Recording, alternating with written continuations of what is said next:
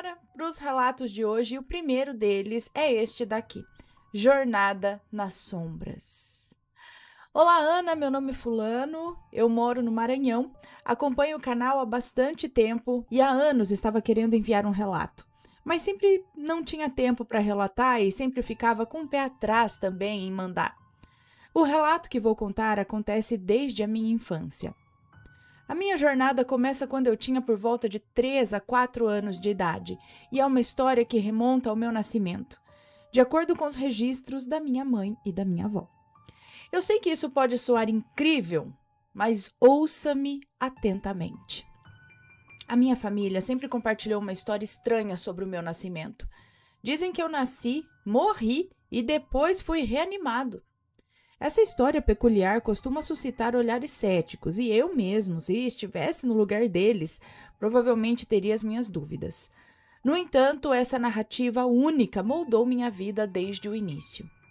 Quando eu tinha 3 ou 4 anos, ainda estava em um berço, e a exatidão de minha idade na época é um tanto incerta. Lembro-me vividamente de acordar no meio da noite, no quarto do meu berçário, com uma sensação angustiante de estar sendo observado, de ser observado por algo inexplicável. Eu chamei a minha mãe, que prontamente correu do quarto dela até o meu. No quarto do meu berçário, do meu berço, não sei. Que prontamente correu do quarto dela até o meu e me abraçou em um esforço assim para me acalmar. No entanto, mesmo com ela ali, a sensação de vigilância persistia, então ela decidiu me levar para dormir com ela e com meu pai. Nossos primeiros anos de vida se passaram em um bairro peculiar, com estradas de terra e muito mato ao redor. Eventualmente, os meus pais se divorciaram e me pediram para escolher com quem eu gostaria de morar. Na época eu achei que fosse uma brincadeira, mas eu escolhi a minha mãe. E assim começamos a viver com a minha avó na mesma casa onde eu estou hoje. Aos 4 ou 5 anos de idade, eu já tinha essa habilidade única de perceber coisas que as outras pessoas não viam. Lembro-me de uma noite perturbadora em que testemunhei vários homens adultos espancando outro homem até a sua morte na rua. Naquela época eu não compreendia o que estava acontecendo, mas esse evento angustiante acabou se tornando um pesadelo recorrente na minha infância. Quando cheguei aos 6 anos, as coisas começaram a ficar ainda mais sombrias. Em nossa casa havia uma biblioteca e um quarto antigo que sempre me foi proibido acessar. Em uma noite chuvosa, enquanto eu brincava sob a chuva com os meus 2 primos, um dos quais era mais velho do que eu por alguns anos, testemunhei uma queda de energia seguida por uma restauração quase instantânea da eletricidade. A situação nos forçou a nos refugiar em casa e ficamos juntos em um quarto com as luzes acesas. Foi nesse momento que eu vi algo inexplicável. Uma sombra passando pelo corredor. Curiosamente, apenas eu vi essa sombra e lembro-me vividamente de que éramos os únicos na casa naquele momento. Essa experiência macabra plantou uma semente de mistério que me intrigou profundamente. Mais tarde, naquele mesmo ano, a minha avó e minha mãe, retornaram para casa e eu não perdi tempo em contar-lhes sobre a sombra que eu tinha visto. No entanto, elas negaram veementemente ter voltado durante o meu episódio. Essa discrepância deixou o mistério ainda mais intrigante e sombrio. Aos 6 anos ainda, houve um episódio que até hoje me deixa perplexo. Eu não sei explicar o motivo, mas em uma noite, com todos dormindo, eu tomei uma decisão estranha. Na penumbra, eu me levantei da minha cama silenciosamente, abri a porta do quarto e me dirigi à sala de estar, que estava envolta em escuridão completa. Deitei-me no sofá com apenas a escuridão ao meu redor e foi nesse momento que a atmosfera ao meu redor pareceu mudar dramaticamente. Eu senti a presença de algo ou várias coisas ao meu redor, observando-me enquanto eu deitava lá na escuridão. Era uma sensação angustiante, como se eu não estivesse sozinho, mas não conseguia ver nada claramente. Fiquei deitado naquele sofá, olhando para o vazio na escuridão, enquanto a sensação de ser observado por essa presença ou essas presenças invisíveis se intensificava. Eu não conseguia entender o que estava acontecendo naquele momento, mas essa experiência deixou uma marca profunda na minha mente e contribui para o mistério e o terror que permeavam e contribuiu, né, para o mistério e o terror que permeavam a minha infância. Naquele mesmo ano, as coisas continuaram a piorar. Uma das minhas maiores apreensões era a visita noturna da minha tia, que sempre vinha ao quarto para verificar se eu e meu primo estávamos dormindo. Ela era muito religiosa e costumava fazer uma oração antes de sair. Em uma noite, algo estranho aconteceu.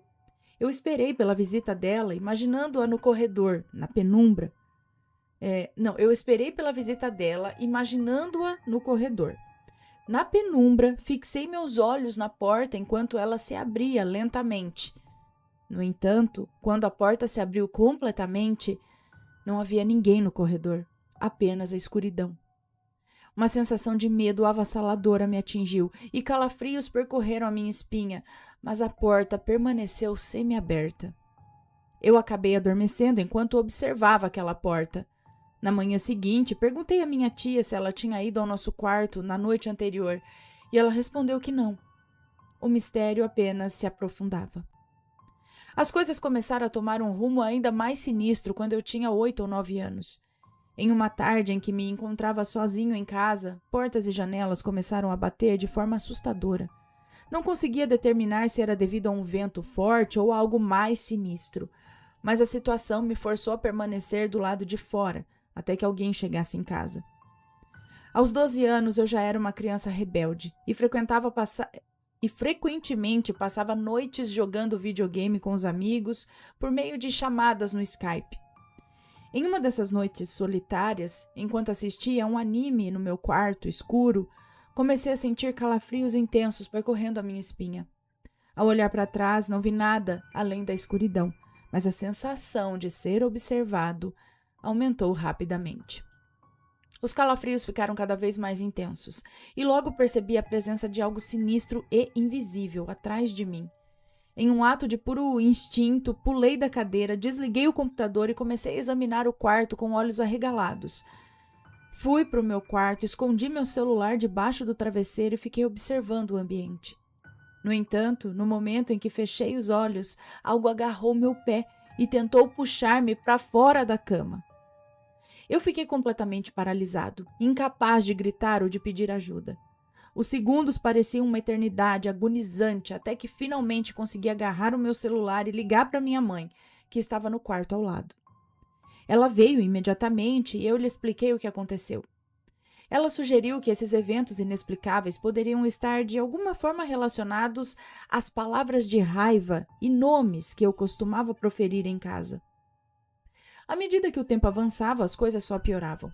Quando atingi a idade de 13 anos, fui atormentado por sussurros incessantes que me faziam chorar de frustração, pois não conseguia entender o que diziam, e eles não me deixavam em paz. Nesse momento, a minha tia, que era profundamente religiosa, veio de sua casa e começou a realizar orações na esperança de aliviar essa situação. Entretanto, aos 17 anos, a minha mãe teve outro episódio assustador. Ela foi tomada por algo que alguns chamavam de encosto. Apenas o meu padrasto e a minha avó conseguiam segurá-la, enquanto ela parecia lutar contra uma força invisível. Eu entrei no quarto e fiquei atônito ao testemunhar a sua expressão fixa em mim, enquanto eu me aproximava da cama e depois saía do quarto. Ela estava fazendo um esforço sobrenatural para se libertar das mãos que a seguravam. À medida que alcancei os 18 anos, a minha vida tornou-se ainda mais assombrada por eventos perturbadores. Um pesadelo angustiante me deixou acordado no meio da noite, onde uma entidade negra emergia do chão da cozinha e eu desesperadamente tentava correr para salvar minha avó, que estava sendo deixada para trás na escuridão. As lágrimas escorriam pelo meu rosto enquanto acordava, sem entender como podia chorar enquanto estava dormindo. Minha primeira reação foi gritar pela minha mãe e correr para o quarto da minha avó, preocupado com seu bem-estar. Por uma cruel reviravolta do destino, na mesma semana, a minha avó estava de pé no corredor e fez uma pergunta perturbadora. Será que é a minha hora? Antes que eu pudesse compreender o significado dessas palavras, ela desabou batendo a cabeça no chão. Com urgência, corri para socorrê-la, chamando minha mãe e o meu padrasto desesperadamente. Infelizmente, a tragédia não parou por aí. Nossa querida cadelinha, que compartilhou tantos momentos conosco, também faleceu na mesma semana, apenas um dia após o completar 18 anos. A série ininterrupta de eventos estranhos deixou a nossa casa em um estado de melancolia sombria. Mas a avó faleceu? Ela caiu, bateu a cabeça e faleceu? Comecei a questionar se tudo o que acontecia estava de alguma forma relacionado a mim. Aos 18 anos, comecei a frequentar cemitérios à noite com amigos em busca de fortes emoções. Em uma dessas expedições noturnas, em meio à escuridão, avistei uma figura vestida de branco à distância. Em um primeiro instante, pensei que fosse um dos nossos amigos brincando conosco. No entanto, quando me aproximei, percebi que o amigo em questão estava próximo a nós. O arrepio na espinha me atingiu com força quando compreendi que havia de fato avistado alguém vestido de branco a alguma distância. O que era para ser uma noite de aventura logo se transformou em caos. Enquanto explorávamos o cemitério, nos deparamos com uma vela acesa e fomos advertidos por alguém que praticava a sua religião ali sobre a presença carregada que permeava o local. Fomos avisados dessa presença. Essa pessoa ocasionalmente revelava segredos nossos que jamais havíamos compartilhado com ninguém, aumentando o nosso medo e apreensão. Aos 19 anos, os eventos estranhos começaram a diminuir. E durante os meus 20 anos, experimentei apenas sussurros indistintos, mas nada de tão aterrador aconteceu. Entretanto, aos 21 anos, uma amiga teve um sonho, um pesadelo extremamente perturbador. Ela afirmou que alguém da minha família, com olhos azuis, falava sobre uma casa em um tempo distante.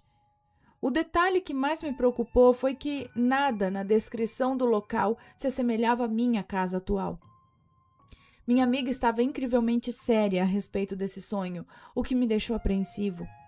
Decidi questionar a minha mãe sobre a possível conexão e ela mencionou que a minha bisavó tinha olhos azuis e que a descrição do lugar do sonho correspondia a uma área rural. Foi nessa mesma época que, durante uma festa de família, os meus tios da parte materna nos visitaram e começaram a discutir assuntos do passado. Para minha surpresa, minha tia mencionou que era médium, alguém capaz de entrar em contato com entidades espirituais. Essa revelação me fez considerar seriamente a possibilidade de que todas essas experiências inexplicáveis estivessem de alguma forma ligadas à mediunidade, adicionando um novo elemento de compreensão a tudo o que estava acontecendo na minha vida sombria e enigmática.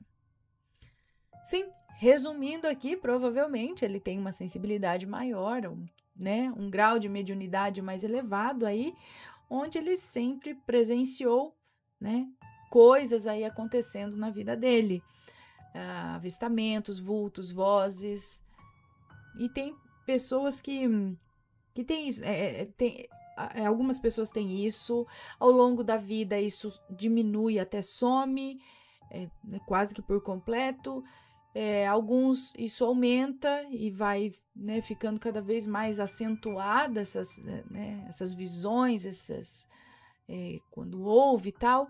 E algumas pessoas têm, até um certo, na infância mais forte, alguns na infância também não percebem nada, então depende. Ele diz que deu uma acalmada, depois dos 20, por aí. Esse negócio dessa sensação de estar sendo observado na escuridão, tudo mais, eu tinha isso, principalmente quando eu morava em Santo André. Eu sentia às vezes que tinha alguma coisa se aproximando das minhas costas, me dava uma agonia, um arrepio, eu tinha que sair correndo dali. Nunca vi nada, sabe? Mas era quase que uma certeza de que alguma coisa estava ali. E aí, tá gostando dos relatos? Então o que você acha de deixar um like aí no vídeo, hein? Gosta dos relatos? Deixa o seu like, mesmo que seja nos cortes.